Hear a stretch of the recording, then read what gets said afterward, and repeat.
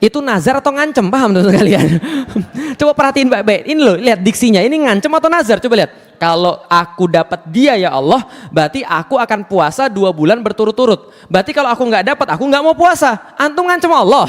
Maksud saya, nazar yang benar itu seperti Muhammad Al-Fatih. Bagaimana nazar yang benar? Di dalam surat Al-Fatihah. Iyyaka na'budu wa iyyaka nasta'in. Wahai orang-orang yang menginginkan sesuatu yang lebih banyak daripada Allah, penuhi ibadah Anda pada Allah, baru minta pada Allah. Iyyaka na'budu wa iyyaka nasta'in. Anda ibadah dulu baru Anda minta pada Allah. Lihat Ibrahim yang menginginkan anak.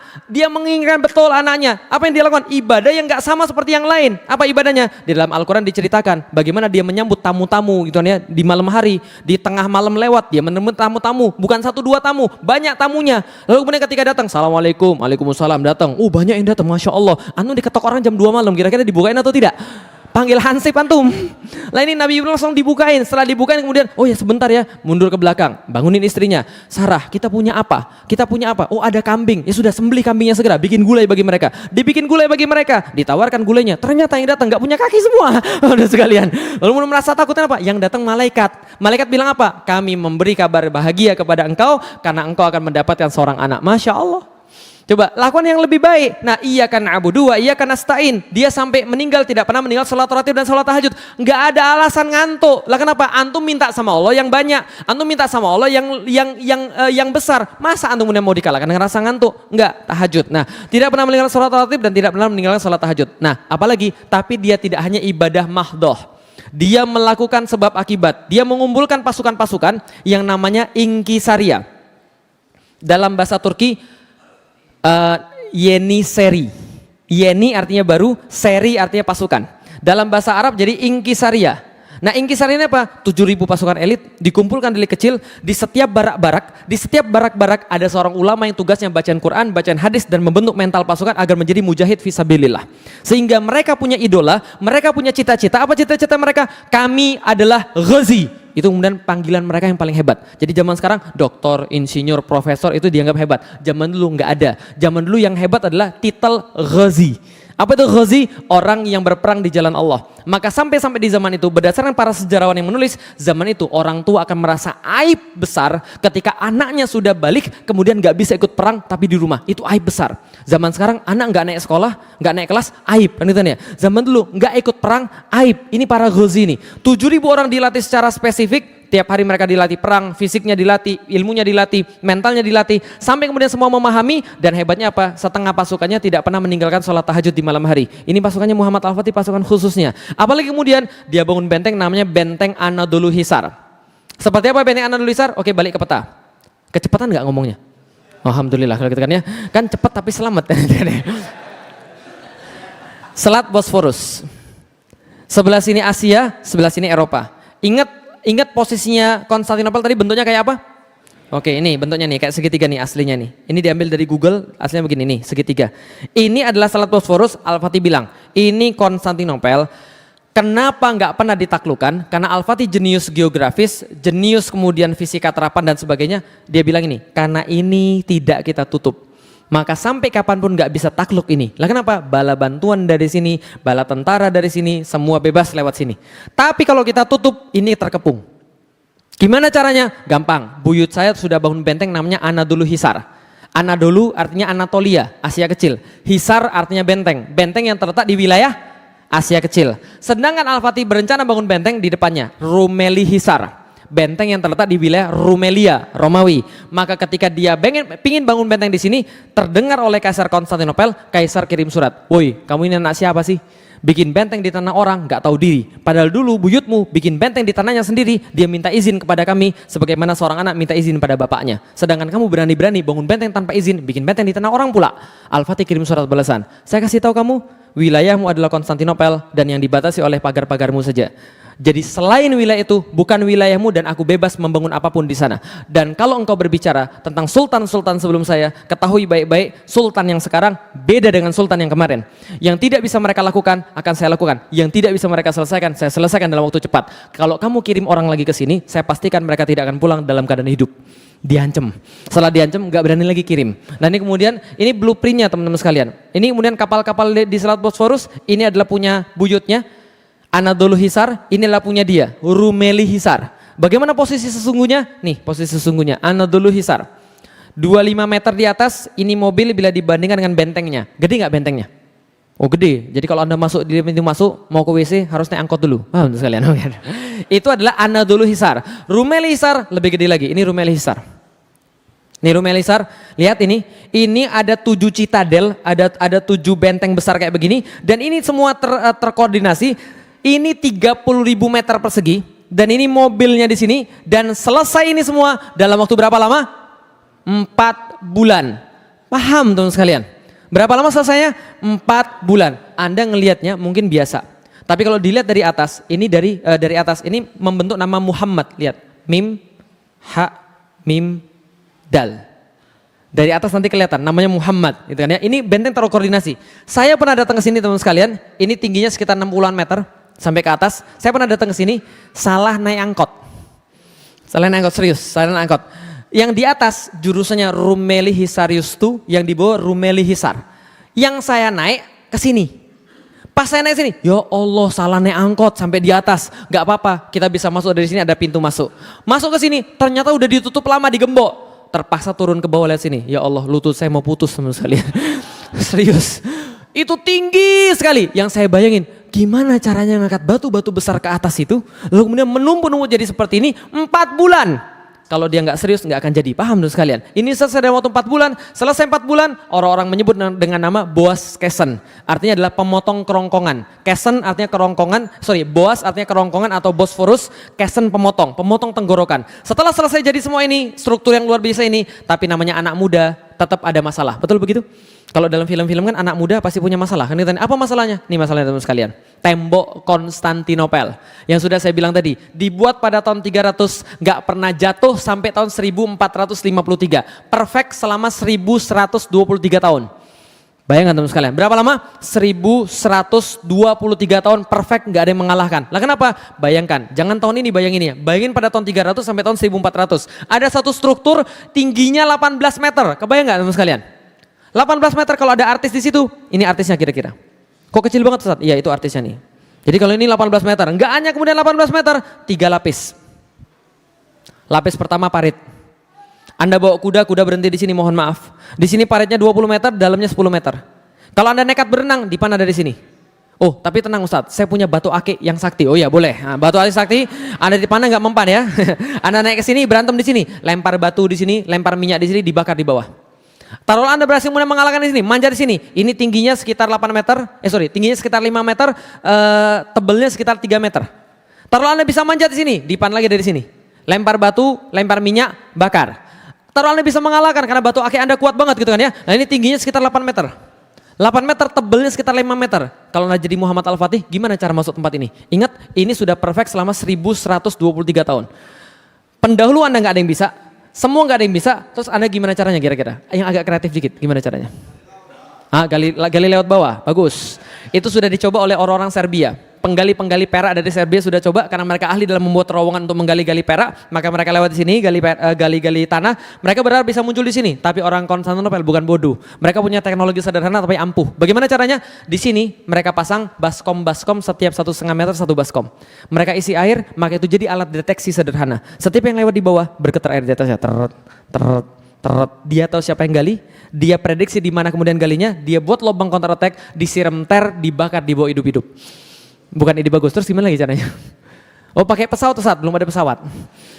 Gila kira, istighosa saja saat enggak menang-menang. Wah sekalian. Nah, makanya Al-Fatih mikir begini, kalau saya coba cara yang sudah dicoba oleh orang-orang yang lain, maka saya pasti kalah. Maka harus ada cara yang lain yang belum pernah dicoba. Gimana? Saya nggak tahu. Yang saya tahu Allah pasti nolong orang yang bertawakal pada Allah. Maka dia bilang, saya bertawakal pada Allah, saya tunggu pertolongan. Betul. Pucuk dicinta, ulam tiba. Suatu hari seorang seniman senjata namanya Orban, orang Hungaria, datang kepada Kaisar Konstantinopel karena kesamaan akidah mereka. Maka dia bilang pada Kaisar Konstantinopel, bos, gue punya senjata nih bos, mau bikin nggak bos?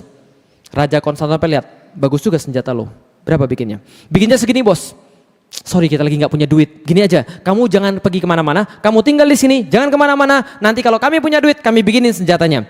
Setahun dia tinggal di Konstantinopel, senjatanya nggak dibikin-bikin. Akhirnya apa yang terjadi? Dia pergi ke tempat yang punya duit. namanya orang punya senjata, orang ahli senjata itu nggak pernah ideologis. Dia cari orang yang punya duit, paham teman sekalian? Maka datanglah dia ke tempat Muhammad Al-Fatih, nawarin senjata yang sama. Bos, gue punya senjata bos, mau bikin atau tidak? Al-Fatih begitu melihat rancangannya, Al-Fatih sebelum melihat rancangannya, itu sekretarisnya nulis dalam catatannya, Al-Fatih bilang begini, bisa nggak engkau membuat sebuah senjata, lalu memeragakan dengan tangannya, kata sekretarisnya, yang bisa melontarkan proyektil sebesar ini. Proyektil sebesar ini. Paham ya? Itu Orban ahli fisika. Muhammad Al-Fatih ahli fisika. Orban langsung hitung. Apa rumusnya? I sama dengan M kali A. Paham sekalian? Impact sama dengan massa kali akselerasi. Paham ya? Jadi kalau ada massa sebesar ini yang bisa dilontarkan sama sebuah proyektor, ini tembok jebol. Maka dia bilang pada Muhammad Al-Fatih dengan curiga, apakah engkau ingin menghancurkan tembok Konstantinopel? Al-Fatih balas, kalau iya kenapa? Orban membalas lagi, kalau iya kebetulan. Saya sudah tinggal di sana selama setahun. Saya tahu setiap lekuk-lekuk tembok ini dan saya bisa membuatkan senjata yang kamu maksud. Benar, benar. Oke, buatkan bagi saya. Kamu dibayar berapa? Saya dibayar segini janjinya. Saya bayar 4 kali lipat, buatkan senjata yang buat saya. Dibuatlah senjata yang sangat fenomenal pada saat itu. Belum pernah ada sebelumnya, namanya The Great Turkish Bombard. Atau lebih dikenal dengan nama The Basilica Cannon atau The Muhammad Great Gun. Ini senjatanya kalibernya 0,7 meter. Beratnya 18,2 ton. Panjangnya 5,2 meter, jarak tembaknya 1,6 km, sekali muntah 682 kg. Paham teman sekalian? Ini senjata pas dites, nyungsep itu proyektil 2 meter di bawah tanah. Al-Fatih bilang, bagus, bagus, saya senang dengan senjata kamu, tapi masih ada kurangnya. Apa kurangnya? Kurang gede, buatin saya yang 2 kali lipat. Lu gimana caranya? Terserah kamu, kan kamu seniman senjatanya. Akhirnya dalam waktu 1 tahun, Orban membuatkan pada Muhammad Al-Fatih 69 meriam. Satu meriam ukurannya 5,2 meter, yang satu lagi 8,4 meter. Yang sisanya ukuran standar. Berapa ukuran standar? 3 sampai 4 meter ukuran standar. Nah, yang ini sampai sekarang masih ada yang ukuran standar, 3 sampai 4 meter. Di mana adanya? Di Istanbul? Enggak.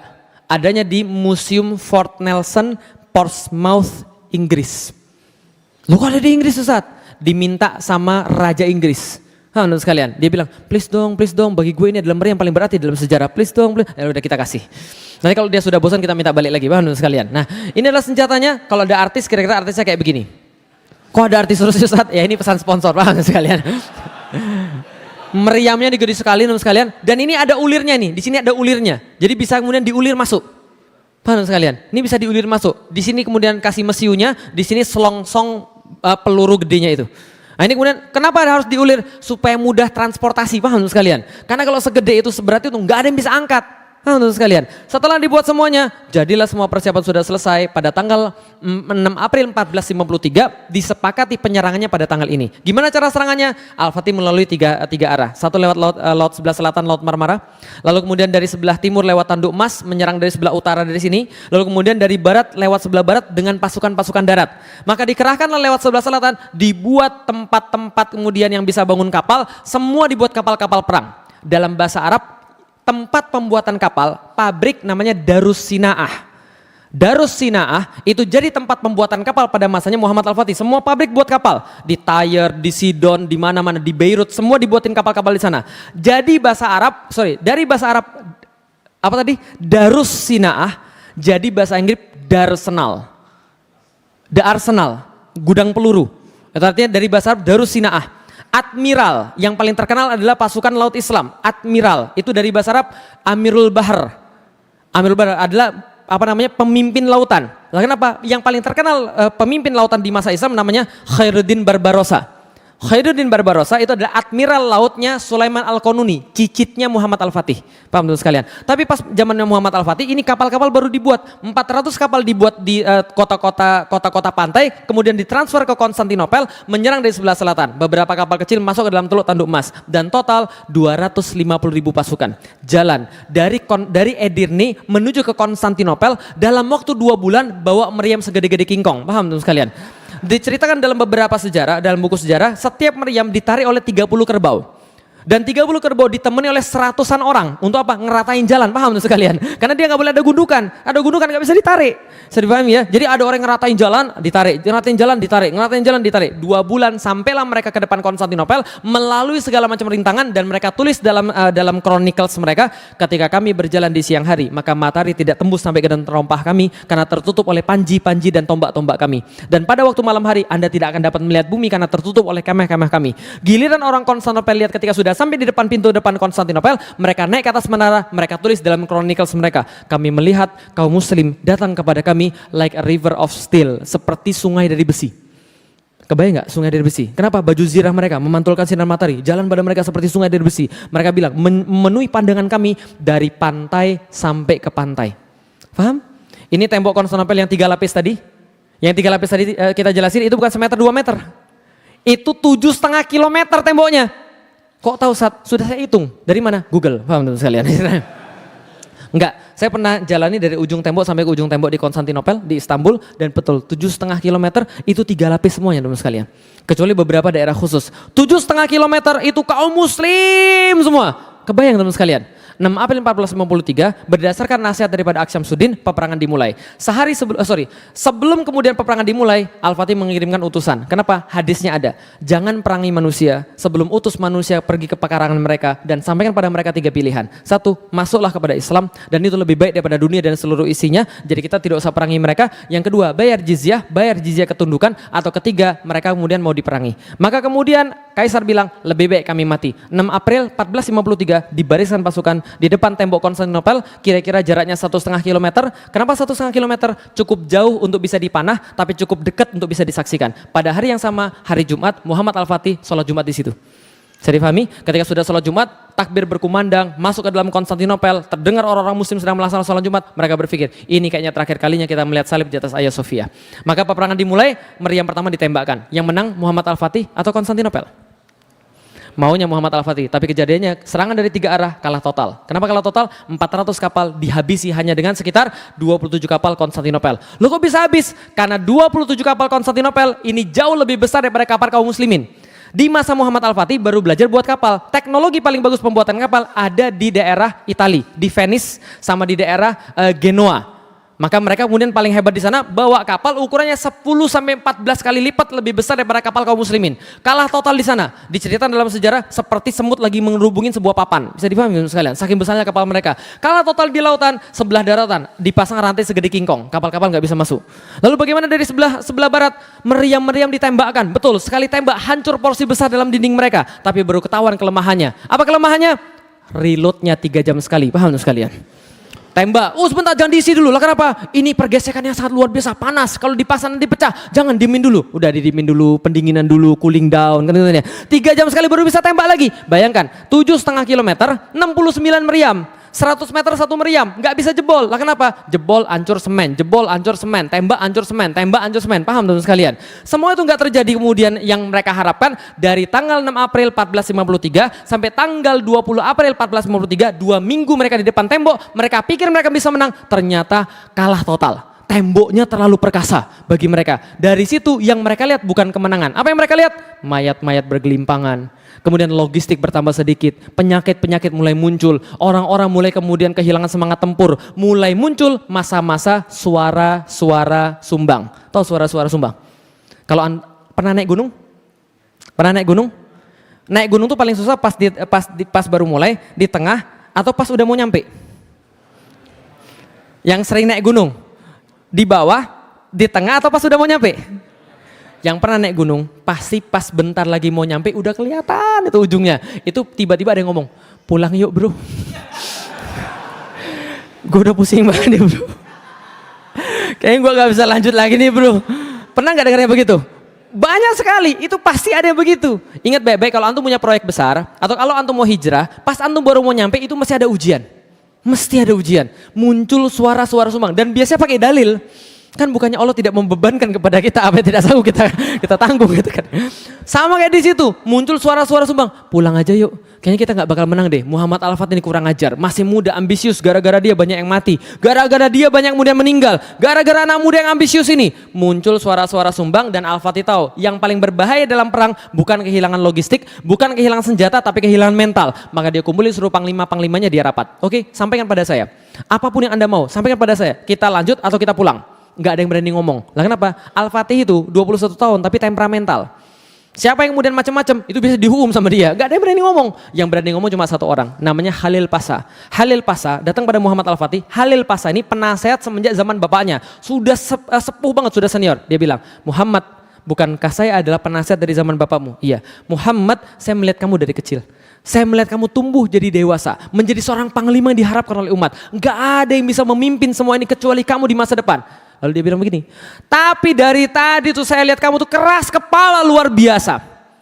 Kamu itu membawa pasukan menuju jurang kehancuran. Kalau kamu tetap keras kepala seperti ini. Belakangan diketahui dia sudah disogok oleh Yunani.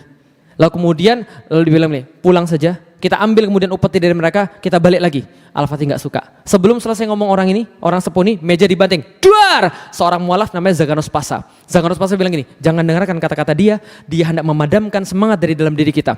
Ingat baik-baik, kita datang tidak pernah berharap untuk kembali selain hidup mulia atau mati syahid. Dan saya tidak mau kita kalah di bawah tumpukan batu-batu ini. Kalau seandainya mereka punya bantuan, kita punya Allah. Dan kalau kita punya Allah, kita tingkatkan serangan, kita tingkatkan tekanan pada mereka, insya Allah kita menang. Lanjut atau pulang? Lanjut atau pulang? Lanjut perang atau pulang? Nah, kalau gitu kita lanjut juga sekalian. Oke, baik, kalau gitu kita lanjut. Masalahnya adalah ini nggak bisa ditembus sama sekali. Salah seorang penasihat Muhammad Al-Fatih bilang, gini Pak, kenapa di sini nggak bisa ditembus? Karena mereka semua berkumpul di belakang sini. Tiap kali ada kerusakan pada tembok, mereka sudah biasa memperbaiki. Maka mereka cepat memperbaiki. Andaikan kapal kita bisa masuk ke sini Pak, kita bisa nyerang dari sebelah utara. Kalau kita nyerang dari sebelah utara, tembok di sini nggak 3 lapis, cuma 1 lapis saja. Kalau kita bisa serang dari utara, pasukan bertahan terpaksa terpecah ke sebelah utara dan di sini nggak akan mudah direparasi seperti semula. Ini caranya. Oke, kalau gitu, masalah apa? Masalahnya bro, di situ ada apa? Rantai segede kingkong. Terus gimana caranya? Potong rantainya. Rantai segede gini Pak. Nggak bisa. Tabrak pakai kapal mukaram. Loncat, emang lumba-lumba apa sekalian? Nggak bisa, semua orang sudah coba, nggak bisa. Lalu kemudian di tengah-tengah stalemate itu, mereka down lagi, Al-Fatih bilang begini, tenang, saya sudah mikir ini dari semalam kok. Loh, sudah mikir? Iya, gimana caranya? Gampang, kita kan punya kapal. Kapal kita parkirin dulu di Galata. Setelah parkirin di Galata, kapalnya kita angkat. Lalu kita balikin lagi ke laut. Mudah bukan? Pasukannya bilang begini, kenapa saya nggak kepikiran ya? Tapi mohon maaf wahai Sultan, apakah Sultan lupa kalau Galata ini sebuah bukit? 60 meter Pak. Al-Fatih katakan, saya tahu itu sebuah bukit. Tapi kalau seandainya Anda saja tidak mengira itu terjadi, apalagi orang-orang Konstantinopel, mereka nggak bakal ngira. Dan Anda harus tahu, Muhammad Rasulullah ketika berperang itu selalu pakai strategi kejutan. Nggak pernah Rasul pakai strategi yang sama kayak orang lain, strategi kejutan. Honda, perang Uhud, perang Badar dan sebagainya, semua strategi kejutan. Nggak ada yang sama. Kalau kita berhasil, kita bisa melakukan. Nggak mungkin Pak. Berkatalah Muhammad Al-Fatih tentang satu quotes yang paling terkenal sampai dengan sekarang tentang Muhammad Al-Fatih. Dia bilang ini, jangan bilang pada saya mustahil kalau kamu belum coba. Kalau kamu sudah coba terus kamu mati baru mustahil. Oh enggak, itu bagian saya, itu tambahan saya. Quotesnya adalah, jangan bilang pada saya mustahil kalau kamu belum coba. Langsung akhirnya disepakati, 21 April 1453 disepakati kapal-kapal ditarik dari Selat Bosforus menuju pada Teluk Tanduk Mas. Hasilnya apa yang terjadi teman sekalian? 22 April 1453 kapal pindah. Berapa? 72 kapal pindah dari Selat Bosforus kepada Teluk Tanduk dalam waktu berapa lama? 1 malam. Berapa lama? 1 malam. 22 April 1453 menjelang kemudian sinar matahari kemudian naik, maka orang Konstantinopel kaget kebangun dari tidurnya karena mendengarkan takbir dari atas Bukit Galata. Lalu mereka lari tunggang langgang naik ke atas menara, mereka lihat ke atas Bukit Galata, yang mereka lihat horor. Lah kenapa? Mereka lihat bendera la ilaha illallah Muhammad Rasulullah sudah berkibar di situ. Lihat ke bawah, yang mereka lihat sebuah pemandangan yang merenggut nyali mereka semuanya. semuanya. Lah kenapa? Kapal-kapal perang berbaris satu persatu masuk dalam wilayah mereka yang mereka kira selama ini paling aman berubah menjadi wilayah paling berbahaya bagi mereka. Maka mereka bilang Muhammad Al-Fatih orang gila. Lah kenapa? Muhammad Al-Fatih melebihi Alexander Agung. Alexander Agung membawa kapal-kapalnya melalui ombak-ombak lautan. Sementara Muhammad Al-Fatih menggunakan bukit-bukit sebagai pengganti ombak-ombak. Muhammad Al-Fatih gila. Maka mereka katakan Konstantinopel is over. Konstantinopel sudah selesai. Maka tapi belum selesai, peperangan dilanjutkan sampai pada tanggal 27 Mei 1453. Dari 6 April 1453 sampai 27 Mei 1453, hampir 2 bulan mereka berperang di sana. Pada tanggal 27 Mei 1453, Al-Fatih berhasil membuat satu lubang yang sangat besar di tengah-tengah tembok Konstantinopel karena tadi pasukannya sudah beralih ke sana. Lantas lubang ini nggak mungkin bisa diperbaiki lagi. Maka Al-Fatih katakan berhenti perang pada tanggal 27. Berhenti perang, besok semua berpuasa sunnah. Doa pada Allah. Berpuasa sunnah, doa pada Allah. Minta penaklukan ini. Lah kenapa? Aku lebih baik tidak memimpin apapun kalau aku tidak punya kota ini. Aku pengen kota ini. Jangan kemudian kalian nggak puasa, semuanya puasa. Maka pada tanggal 28 semuanya berpuasa sunnah. Mereka baca Al-Quran, ulama-ulama turun mengingatkan para pasukan tentang kemuliaan jihad fisabilillah, tentang bagaimana Abu Ayyub Al-Ansori yang Rasul nginep di rumah dia dan dia sengaja datang ke tanah ini untuk menagih janji Rasulullah Sallallahu Alaihi Wasallam. Semua diceritakan tentang itu, khusyuk luar biasa. Tanggal 29 mereka sholat subuh, mereka sholat tahajud. Setelah selesai sholat tahajud jam 2 malam, pada saat jam 2 pagi pada saat itu Al-Fatih kemudian naik di atas kudanya, kemudian dengan pedang yang lengkap dan dengan baju zirah yang lengkap dia berkhutbah pada seluruh pimpinan pasukannya dengan khutbah yang masih tercatat sampai dengan sekarang. Apa khutbahnya? Ini khutbahnya teman-teman sekalian. Seandainya penaklukan kota Konstantinopel sukses, maka sabda Rasul telah menjadi kenyataan dan salah satu mujizatnya kelak akan terbukti. Maka kita akan mendapatkan bagian daripada apa yang menjadi janji daripada hadis ini, yaitu kemuliaan dan penghargaan. Oleh karena itu, sampaikan pada pasukan satu persatu kemenangan besar yang segera akan kita capai, menambah kemuliaan dan ketinggian Islam saja, bukan ketinggian kita, bukan kemuliaan kita. Yang ini paling penting. Untuk itu, perhatiin baik-baik di garis bawahi, untuk itu wajib bagi setiap pasukan menjadikan syariat selalu di depan mata dia dan jangan sampai ada yang bermaksiat, karena Allah tidak akan memberikan kemenangan pada orang yang bermaksiat. Jangan maksiat. Kalau Anda maksiat, Allah tahan kemudian pertolongan Allah. Jangan maksiat. Jangan maksiat. Lah kenapa? Jangan mengusik tempat-tempat peribadatan orang. Jangan membunuh para wanita. Disampaikan nasihat-nasihat semuanya. Kemudian disiapkan pasukannya. Jam 2 berperang. Al-Fatih membagi 3 pasukannya untuk menyerang Konstantinopel. Yang pertama buat capek, yang kedua buat capek, yang ketiga sudah disiapkan beneran. Siapa yang gelombang pertama? Namanya pasukan Azab. Pasukan Azab dalam bahasa Indonesia pasukan jomblo. Paham teman sekalian? Nah, jadi kalau jomblo di zaman dulu itu pengen cepat mati. Lah kenapa? Hidup terlalu menderita. Pengen cepat mati aja. Paham teman sekalian? Jadi kalau zaman sekarang nggak mau nikah-nikah, nanti kalau seandainya khilafah sudah tegak, anu jadi pasukan paling depan, paham sekalian? Jomblo-jomblo cepat mati kan? Kenapa? Supaya berakhir penderitaan saya, paham sekalian itu dia. Pasukan Azab yang pertama jam 2 sampai jam 4 dibatasi. Jam 4 kemudian setelah kemudian pasukan Azab, pasukan yang kedua pasukan Sipahi bersenjata lengkap, berzirah lengkap, maju ke depan. Mereka buat pasukan capek, tapi tetap nggak menang juga. Jam 6 dikeluarkan pasukan yang terakhir. Apa namanya? Inkisaria, Yeniseri, 7.000 pasukan tadi yang sudah disiapkan. Pergi kemudian, bismillah pergi. Yang terjadi adalah sebelum matahari bersinar dari sebelah timur, Al-Fatih memenangkan kemudian pertarungan, masuk ke dalam kota, ini tempat masuknya, lalu mengucapkan, Alhamdulillah, semoga Allah merahmati para syuhada, memberikan kemuliaan pada mujahidin, serta kebanggaan dan syukur buat rakyatku.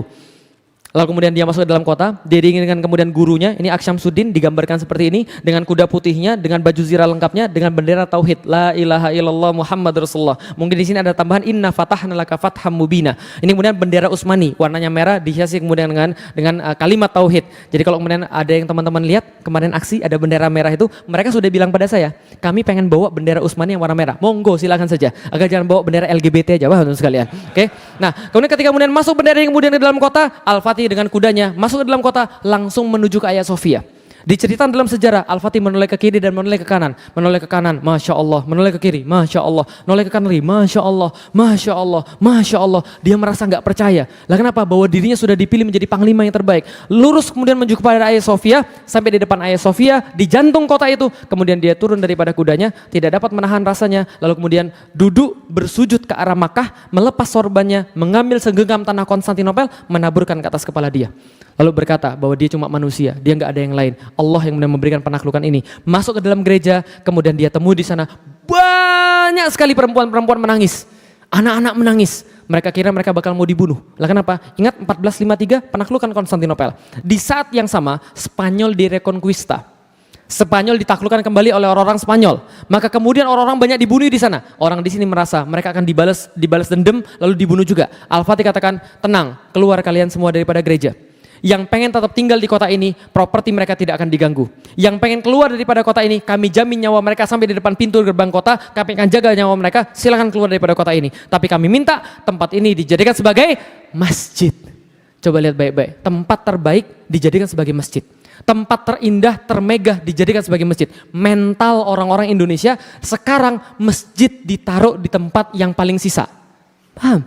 Mall-mall gitu kan ya, dekat pipa-pipa gitu kan ya, dekat paling atas tempat-tempat yang nggak tahu tempat itu tempat apa. Nah ini tempat yang paling bagus jadi masjid, Masya Allah. Ingat baik-baik, kalau masjid sudah lebih jelek daripada rumah Anda, wajar Anda nggak betah ke masjid. Masjid itu harus lebih bagus daripada rumah Anda supaya Anda betah ke masjid. Bisa dipahami teman sekalian. Maka kemudian dilantiklah jadi masjid, tempat paling indah teman sekalian. Dibersihin di hari yang sama. Pagi-pagi dibersihin, dicuci, dibersihin semua. Lalu kemudian diturunin, kemudian berhala-berhala, patung-patung diturunin. Kemudian gambar-gambar yang gak benar ditutupi dengan lumpur semuanya. Dibuatin satu tempat mihrab, digeser 9 derajat arah dari Masjidil Aqsa menuju pada Masjidil Haram. Karena orang-orang zaman dulu mereka buat gereja arahnya ke Masjidil Aqsa. Digeser pada Masjidil Haram, setelah 9 derajat digeser Masjidil Haram, semua sudah selesai pas asar di hari yang sama. Selasa 29 Mei 1453 berkumandang azan pertama kali di Konstantinopel. Allahu Akbar, Allahu Akbar. Dan sampai sekarang nggak selesai. Tapi sayangnya tempat ini sekarang dijadikan sebagai museum.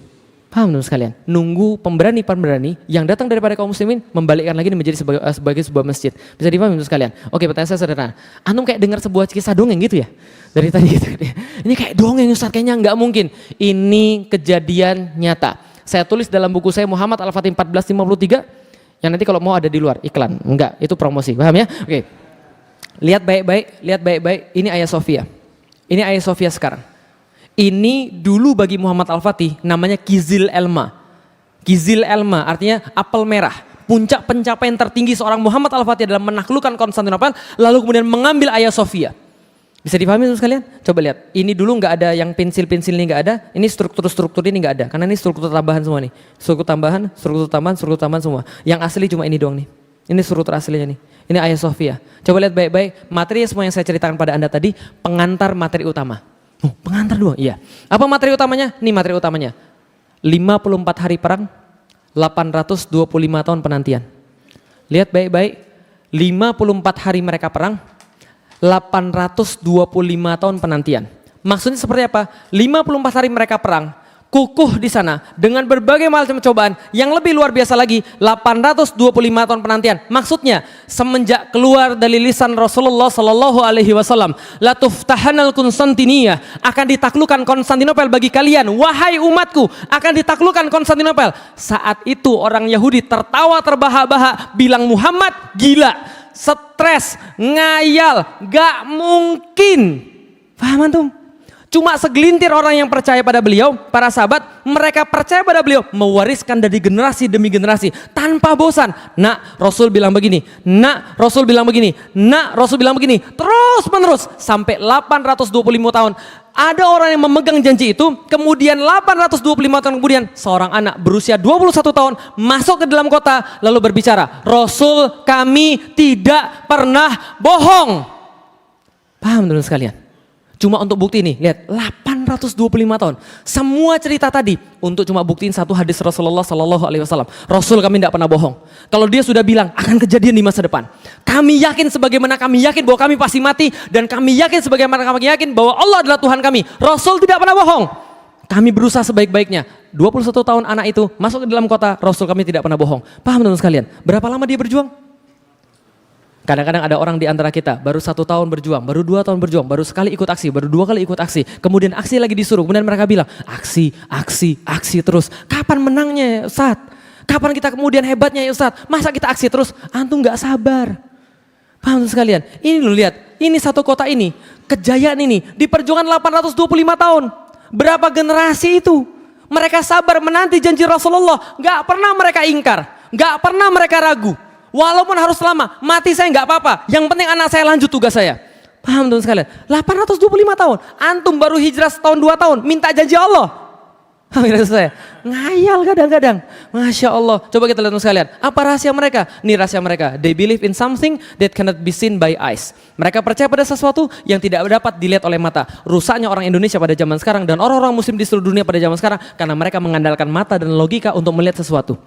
Padahal Allah dan Rasulnya minta kita untuk menggunakan iman untuk melihat sesuatu. Bisa difahami teman sekalian? Contoh, orang zaman dulu, coba lihat baik-baik. Mereka nggak pakai mata dalam meyakini sesuatu. Coba lihat, apa beda antara orang muslim dan bukan orang muslim? Yang bukan muslim mau lihat baru percaya. Yang muslim percaya baru lihat. Lihat baik-baik. Orang Yahudi disuruh pada mereka, ayo kita ke surganya Allah. Apa kata mereka? Tunjukin dulu gue surganya. Baru gue percaya. Mau lihat dulu baru percaya. Bisa difahami? Kalau Anda mau lihat surga baru percaya, mati aja dulu. Paham teman sekalian? Tapi orang muslim tidak. Orang muslim tidak. Orang muslim sebaliknya. Sekarang saya tanya, antum percaya surga? Percaya surga? Yakin? Nanti antum lihat insya Allah. Kalau antum benar-benar yakin, antum lihat insya Allah. Orang muslim yakin baru lihat. Bukan lihat baru yakin.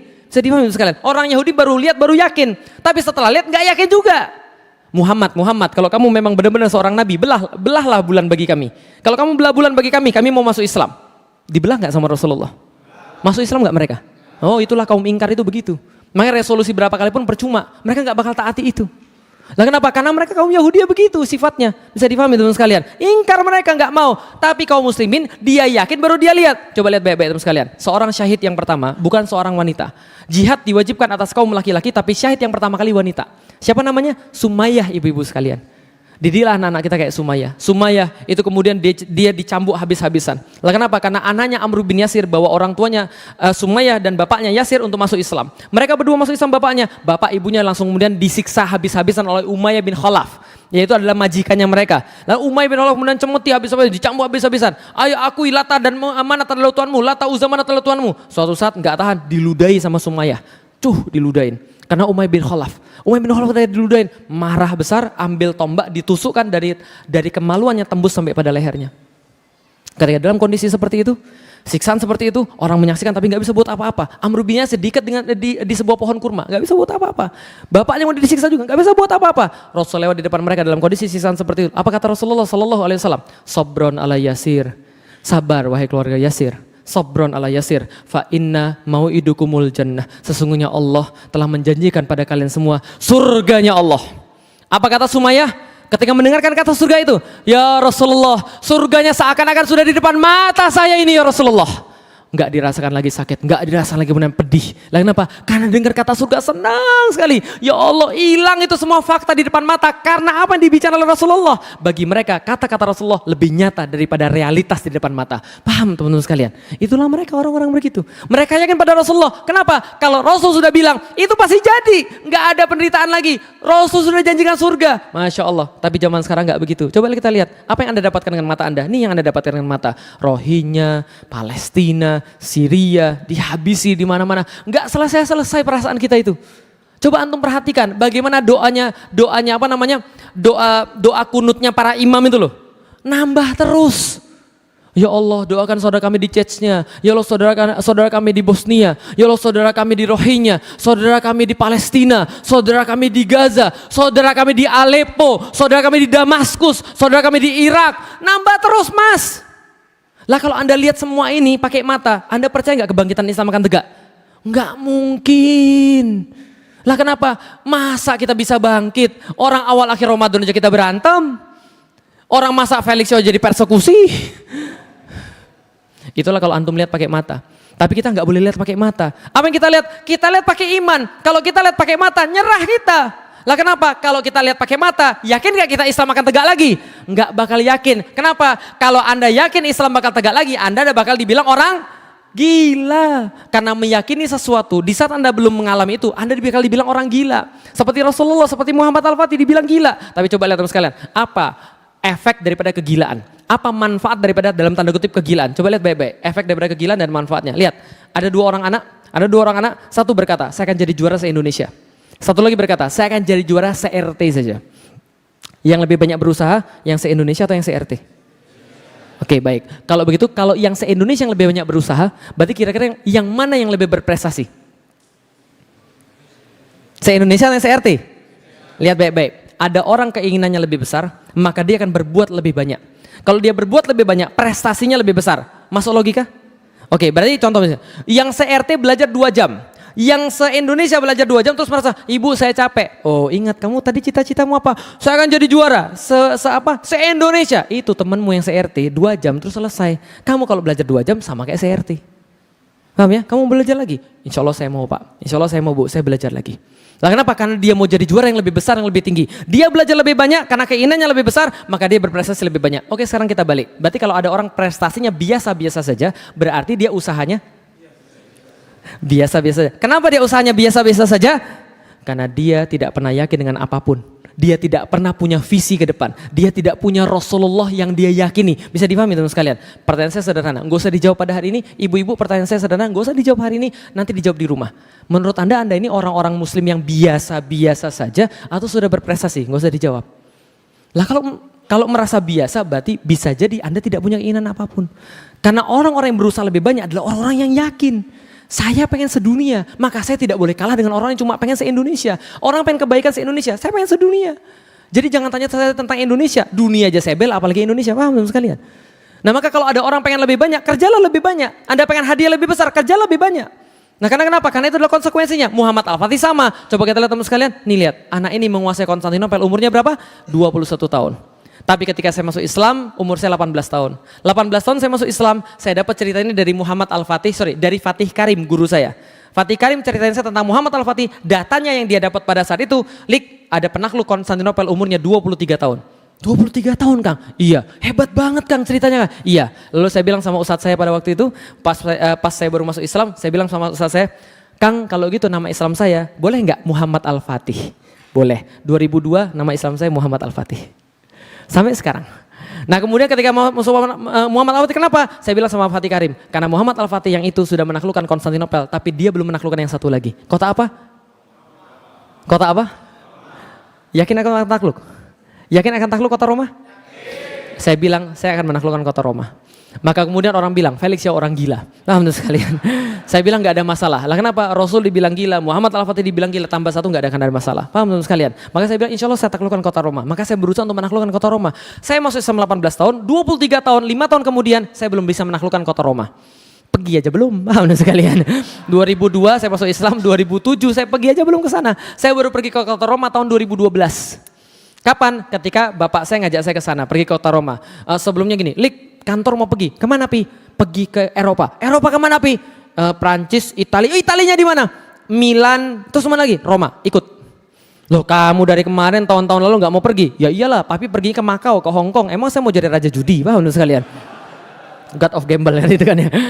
Pergi ke sana, saya ikut. Nah, di tengah jalan ketika saya jalan dari Paris menuju ke Milan, itu kan perjalanannya panjang sekali, naik darat. Hampir sekitar 8 sampai 10 jam gitu kan ya. Saya maju ke depan bis lalu saya bilang sama semuanya, itu satu bis ada 35 orang, 9 orang muslim, yang lainnya orang Cina, bukan muslim. Gitu kan ya, teman-teman bapak saya semua, kolega-kolega bapak saya. Saya maju ke depan lalu saya bilang, saya seorang pembicara, saya bilang, dan perkenalkan, kalau saya diperkenalkan bicara, saya mau cerita tentang sejarah Eropa. Boleh atau tidak? Boleh, semuanya bilang, saya cerita sejarah Eropa. Dari zaman dewa-dewa gitu kan ya, Yunani, Romawi, dan seterusnya. Saya cerita sejarah semua. Sampai penaklukan Konstantinopel. Setelah saya cerita penaklukan Konstantinopel, saya bilang gini, nah sekarang Anda terjawab pertanyaan Anda. Kenapa saya sekarang mau ikut? Tahun-tahun kemarin saya nggak mau ikut. Kenapa? Karena saya mau survei ke Roma. Karena kalau nggak saya menaklukkan kota ini, anak-anak saya akan datang untuk menaklukkan kota ini. Yang muslim langsung, takbir, Allahu Akbar. Yang orang-orang yang lain bilang, anak Pak Iwan sudah gila. Oke, sebentar tolong diklik tuh close-nya. Nah, jadi kemudian kalau kita lanjutkan, nah saya kemudian belum bisa menaklukkan apapun ketika umur 23 tahun. Tapi alhamdulillah saya sudah menaklukkan seorang istri. Paham teman sekalian? Saya nikah umur 22,5 tahun, saya nikah, saya dapat seorang istri. Lalu ketika saya bilang sama istri saya, Dik, kayaknya bukan jatah kita menaklukkan kota Roma. Lah kenapa kita sudah tua? 23 tahun dan kita belum bisa apa-apa. Sedangkan Muhammad Al-Fatih menaklukkan umur 23 tahun. Yang saya tahu waktu itu kan 23 tahun. Maka saya bilang pada istri saya, bukan kita, bisa jadi anak kita. Maka kalau kita punya anak, Dik, anak kita namanya Muhammad Al-Fatih. Sepakat? Insya Allah, kata istri saya. 2006 kita menikah, 2008 kita punya anak pertama, perempuan. Gak kasih jadi nama Muhammad Al-Fatih. Gak jadi kasih nama Muhammad Al-Fatih, namanya Alila akhirnya. Nah 2010 kita punya anak laki-laki alhamdulillah. Akhirnya ketika kita mau kasih nama Muhammad Al-Fatih nggak jadi juga. Lah kenapa? Ternyata teman-teman saya sudah namanya Muhammad Al-Fatih semua.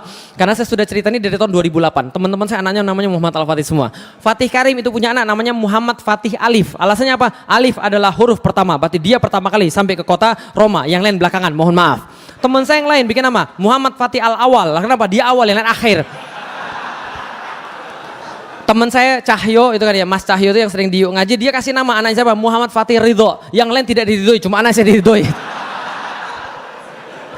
Akhirnya nama anak saya sudah sepakati sama istri saya, namanya Sifar Muhammad Al-Fatih 1453. Itu nama anak saya, Sifar Muhammad Al-Fatih 1453. Ada angkanya, ada angkanya. Lah, saya sendiri yang ngurus. Saya ngurus ke dinas kependudukan yang ada di Esparman sana. Saya ingin kasih sana, ini nama anak saya. Dia lihat, apa ini Pak? 1453. Maksud Anda 1453 tulisan panjang sekali? Enggak, 1453. Susah Pak, ini enggak mungkin Pak, ini enggak boleh Pak. Saya 15 tahun sudah kerja di sini Pak, baru sekali ada orang kayak Bapak ini. Makanya 15 tahun sudah kerja, kasih saya satu. Masa Wiro Sableng aja boleh 212, anak saya enggak boleh? Dikasihlah nama anak saya 1453. Nama anak saya Sifar Muhammad Al-Fatih 1453. Kemudian 1 tahun kemudian nama anak saya yang ketiga Gozi Muhammad Al-Fatih 1453. Untuk apa? Bukan sekadar gengsi-gengsian. Ini adalah pesan buat anak saya. Bapak Ibu sekalian, tujuan saya nulis buku yang paling utama adalah karena saya nggak tahu kapan saya mati. Kalau seandainya saya mati duluan sebelum saya bisa mendidik anak saya, itu buku sudah menjadi penggantinya. Bahwa dia harus tahu bapaknya siapa. Ya itu yang nulis buku itu. Dia harus tahu bapaknya itu idenya apa, bapaknya pengen apa, bapaknya itu siapa, itu dari buku itu. Nanti kalau dia sudah gede, bapak ibunya nggak ada misalnya, taruhlah dia nggak usah tanya gurunya, dia nggak usah tanya siapa-siapa, dia sudah punya tugas itu yang sudah saya berikan pada nama dia. Pergi ke internet, ketik 1453, dia akan dapat semua cerita tadi. Dia akan tahu bahwa Rasul nggak main-main ketika ngomong kota Roma. Paham teman-teman sekalian? Bisa dipahami sekalian? Maka itu mulai saya kasih 1453. Dan bagi orang-orang yang tahu 1453 itu angka keramat luar biasa. Lah kenapa? Lihat Konstantinopel menaklukkan, Turki menaklukkan Konstantinopel. Sekarang Turki jadi Turki yang sekarang. Konstantinopel sekarang lari ke Yunani jadi bangsa Yunani. Dulu ketika ada pertandingan bola, ini memang tidak ideologis ya, memang tidak benar. Tapi ini contoh cerita saja. Nih ada pertandingan bola, piala kalau nggak salah UEFA atau Champions saya lupa, Panathinaikos lawan Galatasaray. Galatasaray grup mana?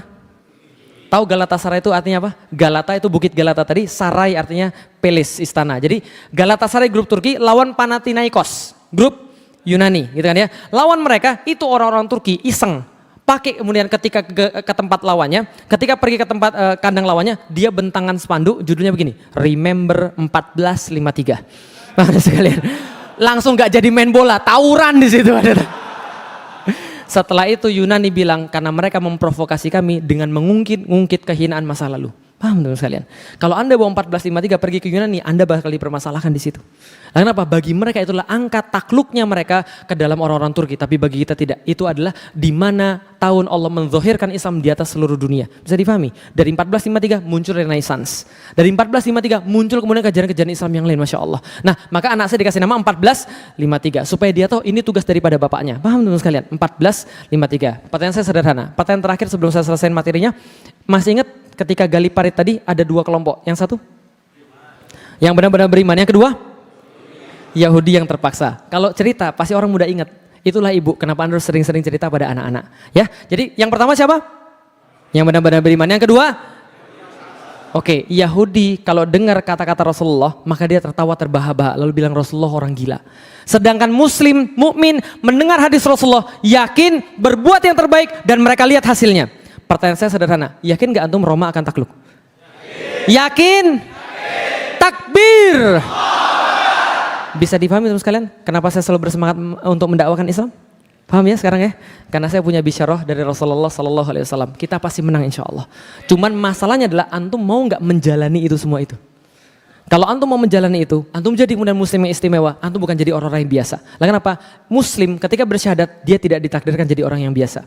Karena orang-orang yang biasa cukuplah orang-orang yang selain Islam. Bisa dipahami teman sekalian? Orang muslim nggak boleh jadi orang biasa. Punya cita-cita yang besar. Gali hadis Rasulullah. Cari masa depan Islam kayak apa. Allah janjikan pada antum kebangkitan. Kalau antum percaya tentang kebangkitan Islam, jalani sekarang, nanti antum akan masuk yang menyaksikan kebangkitan itu atau mati mewariskan kebangkitan itu pada anak-anak antum. Paham teman sekalian? Bisa dipahami? Oke baik, ini adalah materinya. Mudah-mudahan bermanfaat bagi teman-teman sekalian semuanya. Kalau ada yang baik hanya berasal pada Allah Subhanahu wa taala.